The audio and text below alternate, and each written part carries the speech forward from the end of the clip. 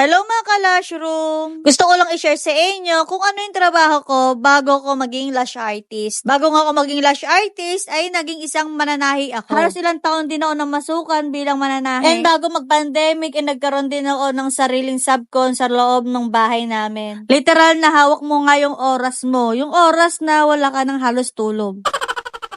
Dahil ako lang mag-isa, wala akong katuwang sa pananahe. At dahil nga wala akong katuwang sa pananahe, ay ako lahat. As in, ako ang bumubuo ng isang partner ng damit. Plus pa yung mga pressure na kailangan gantong araw ay tapos na. At sa awan ng Diyos ay nakakatapos naman din ako ng isang kota. At kapag nakakatapos ako ng isang kota, ay pwede na ako magpahinga. At dahil sa pananahe ay naranasan kong matulog sa umaga na para bang ang kala mo ay isa kang call center, sa gabi ay gising ka, sa umaga ay tulog ka. Para sa akin kasi, mas masarap magtrabaho sa gabi, yung tahimik, hindi maingay, malamig. Yun nga lang, pagdating sa umaga, ay hirap ka rin na matulog dahil mainit, maingay. Pero okay lang naman dahil sanay naman na. At ayun na nga, dahil pumasok itong pandemic na to, ay humina yung tahe, and then, ayun na nga, naisipan ko na nga i-give up tong subcon. At next naman na ginawa ko, ay naging online seller ako ng mga frozen, chicken skin, mangga, mga biscuit, kung ano yung mga pwedeng ibenta. Yung mga panahon na limitado pa yung pwedeng lumabas. Sa isang pamilya, ay isang member lang ang pwedeng lumabas. Kaya yung jusawa ko, yung taga-deliver ng aming paninda. And then, way back 2021, nung hindi na masyadong mahigpit, nag-isip ako kung ano pa bang pwedeng pagkakakitaan. And then, one day, may nakita akong isang post about sa lashes.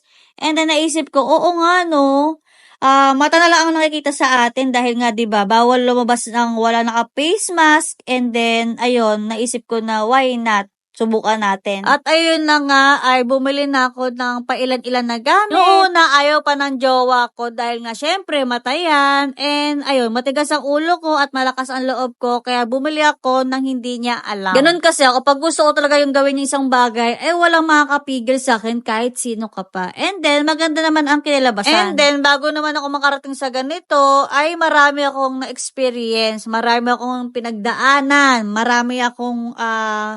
Marami nangyari na umiyak ako dito, napaiyak ako ng ganitong client. So, ganon. Kaya ikaw na nanonood ng video ko, ay kung ano yung gusto mong gawin or may gusto kang gawin, gawin mo. Wala naman mawawala kung hindi mo susubukan. So, yun lang. Thank you for watching. Bye! Mwah!